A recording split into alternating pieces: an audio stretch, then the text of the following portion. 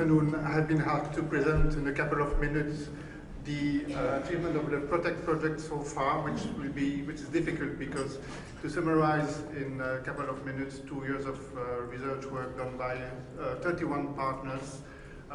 This PROTECT project is rather original because this is the only pharmacoepidemiological project in IMI, at least in the call, first call. And the PROTECT stands for Pharmacoepidemiological Research on Outcomes of Therapeutics by European Consortium. The overall objective is to strengthen the monitoring of benefit-risk of medicines in Europe by developing innovative methods. And this is done with two streams. First of all, to enhance early detection and assessment of adverse drug reactions from different data sources. And this is also an innovative aspect of it. It's not only from spontaneous reports, but also from clinical trials and from observational studies. And also, we will integrate and present data on benefit-risk by developing or adapting graphical methods. And we are going to test, and we're going to start very soon, test the methods in real-life situations. There are several work packages, and the second one is on framework for pharmacoepidemiological studies with the objectives to develop, test, disseminate methodological standards for the design, conduct, analysis of pharmacoepidemiological studies. And we have so far identified 5 adverse event drug pairs, which are on the screen here. And we have developed common study protocols for each of these pairs. And these protocols will be implemented in 6 European secondary use databases using different types of analysis, different types of designs, in order to allow to assess the discrepancies between the results and in order to have more consistent data analysis and results of drug safety studies and benefit-risk safety studies in the future. We have a manuscript that is ongoing that will be published soon. There is also one part of this work package which is on confounding and drug utilization. We have carried out simulation studies in order to quantify and balance confounding factors, focusing on propensity score methods, which is innovative methods that are now being more used, but for which there are a lot of controversies and discrepancies. We have also submitted 3 manuscripts for publication. And we have also done work on drug utilization studies in order to estimate the public health impact of adverse drug reactions, and therefore this data on drug utilization will be merged and will be pooled with the data of the adverse event pair studies that I've shown earlier, and in order to assess the public health impact of these issues, and also mainly to assess and to provide recommendations and to develop standards for further studies of the same kind. In work package 3, we are developing methods to improve early and proactive signal detection from spontaneous reports, electronic healthcare records, and clinical trials. This is a very extensive work package, and there are 12 sub-work projects, which I'm not going to detail, but there is one which has been finalized. We have developed a structured database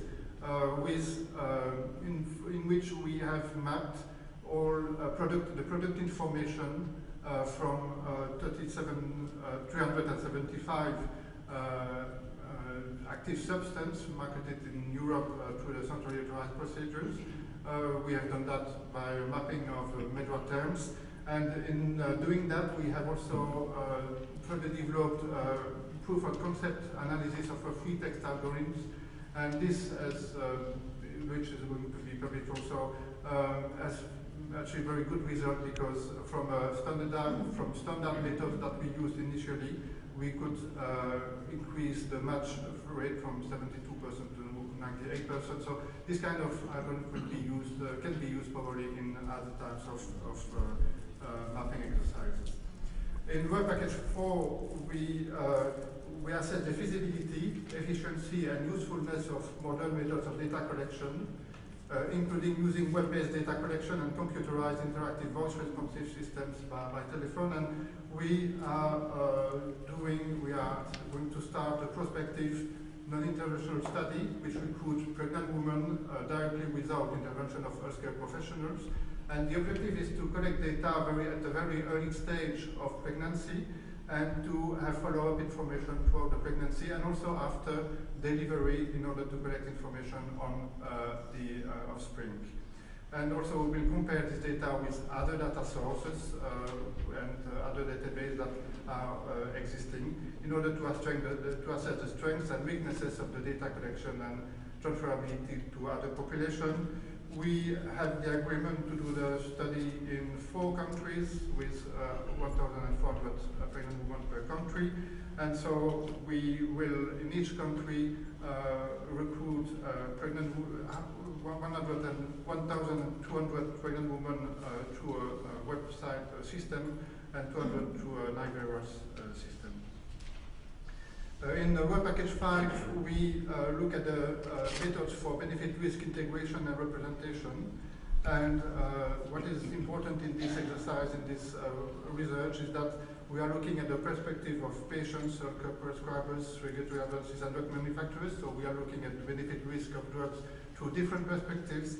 And also we are looking at data that are arising throughout the life cycle of a product, from clinical trials, spontaneous reports, observational studies, phase 4 clinical trials, in order to simulate and to develop methods that could be applied prospectively. This is an overview, so this is slide, but I would just like to show that what we are going to, what we are doing is a stepwise approach to develop methods, then to develop a framework for analysis of the data and for integrating the data. And we are developing now, we are going to start wave 1 case studies using 4 drugs, Raptiva, Tysabri, Ketek, and Acomplia. These drugs have been chosen because some of them have been withdrawn already, but there are a lot of public data. They've already had a lot of evaluations, so there are a lot of data that could be used from clinical trials to assessment at the later stage of marketing. We have also a work package on validation, which is also interesting because we are going to validate and test the transferability and feasibility of methods developed in the program. And this will be done independently from the original research work. For example, I mentioned the studies on drug safety studies in 6 databases. This work package will using the same adverse drug events database, adverse drug events issues, will test them in other sources of information, like specialist registries, using different assumptions, and see if these results that will have been found by the originator of the protocols, if this result can be reproduced. In work package 7, finally, we have developed a training platform together with another IMI project, which is EU2P. When this training platform is now piloted throughout the partners of the Protect project that will be extended afterwards, in order to promote sharing of expertise regarding the methodologies that we are developing in the project. So this is a very short presentation of what we are doing. You can have much more information on our website, which is indicated on the slide, or ask us questions on this email address. Okay, thank you for your attention.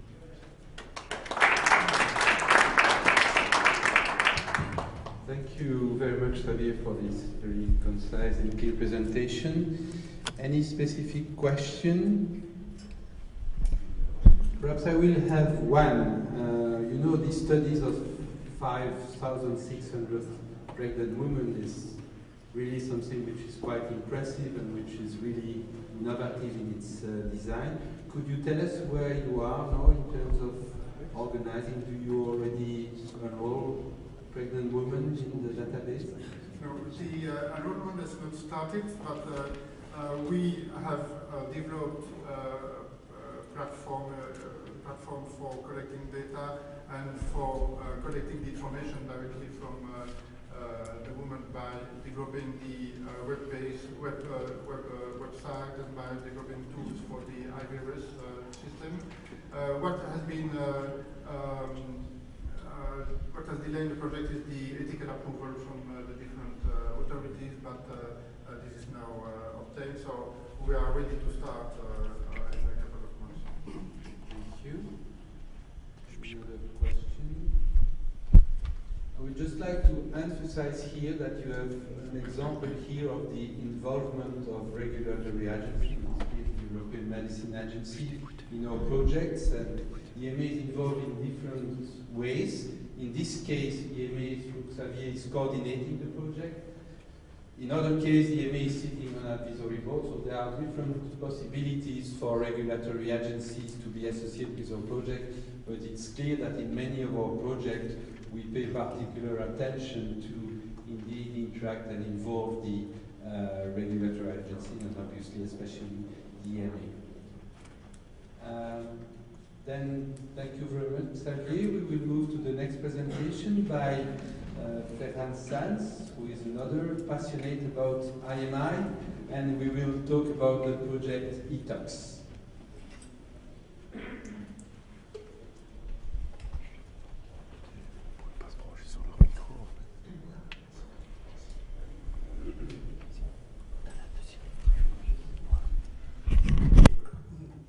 It's a great pleasure for me to talk a little about our eTox project, computational prediction of in vivo toxicities of drugs. First, as an introduction, I would like to say that the present science and present technology allow the development of reliable predictive systems, but on the basis that we consider all the wide existing previous experience. For instance, today it's clear that we can make excellent predictions of the weather, of the weather forecast, but this is possible on the basis of accumulation of a lot of data that allow to make these predictions.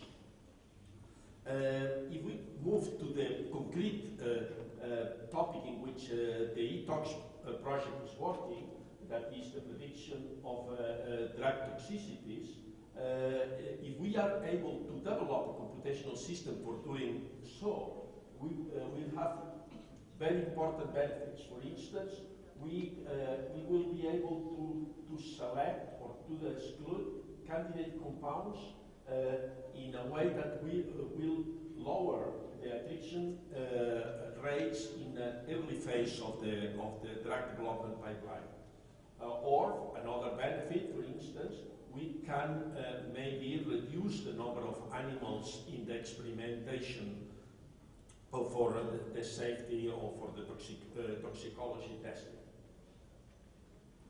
But to make possible this dream, we need to overcome gaps that we have today.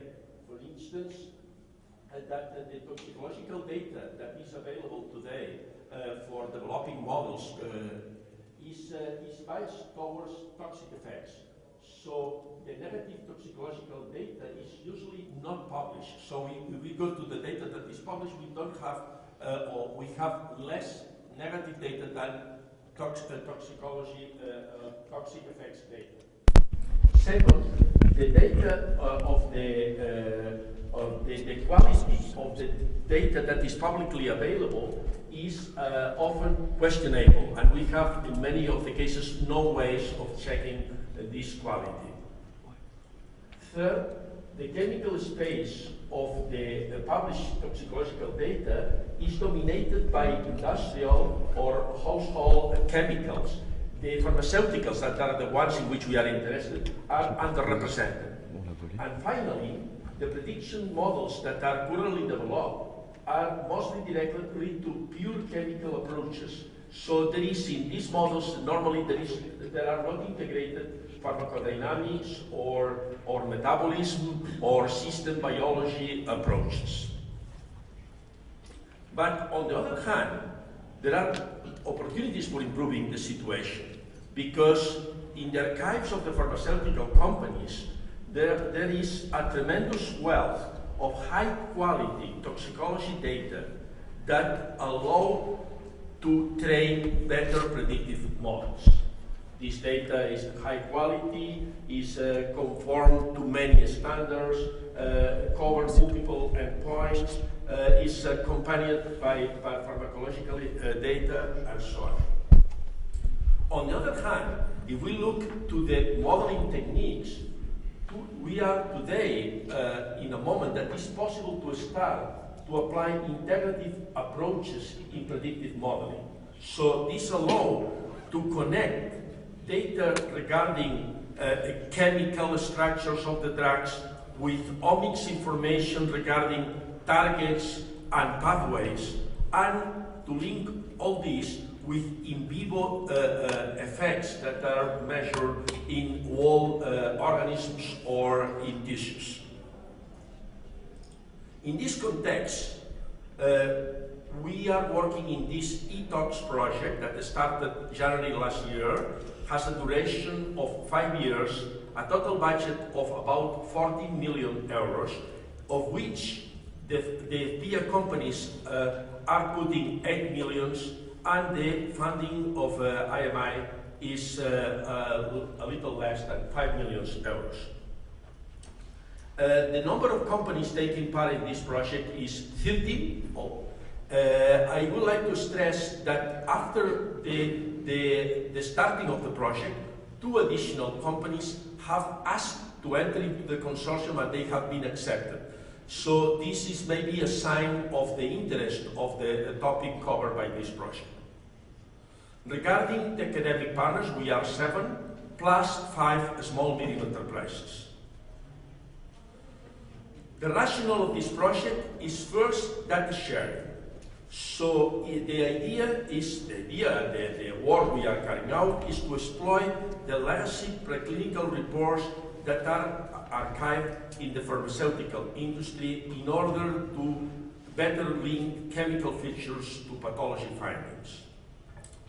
By means of this data sharing, we are establishing a joint toxicological database with high quality structural, in vitro, and in vivo data. The idea is that this repository will facilitate the development of better predictive models for in vivo toxicity. Third, for developing these models, we will take advantage of an integrative application of all the state-of-the-art computational chemoinformatics and bioinformatics approaches. Not only chemoinformatics, but also bioinformatics and systems biology approaches. Fourth, all these models that we'll try to develop have to be, and we plan that they will be intensively validated by the companies taking part in the project.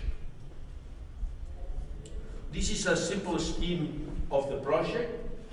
The idea is that we will collect data from the pharma companies, also from public sources. This implies efforts in developing standards and text mining techniques to extract information, to make the information compatible. All this information will be is being stored in an integrated database that is placed in an honest broker organization that is trusted by all the partners. It will be a barrier between this honest broker and the rest of the users to protect the sensitive information, mainly structural, that will be in this database. And then a plethora of modeling techniques will be applied in order to generate expert systems for the prediction of toxicity, and an iterative procedure will be followed. So first models will be produced, these models will be tested, and on the basis of the result of the testing, the models will be improved during the length of the project. What are the current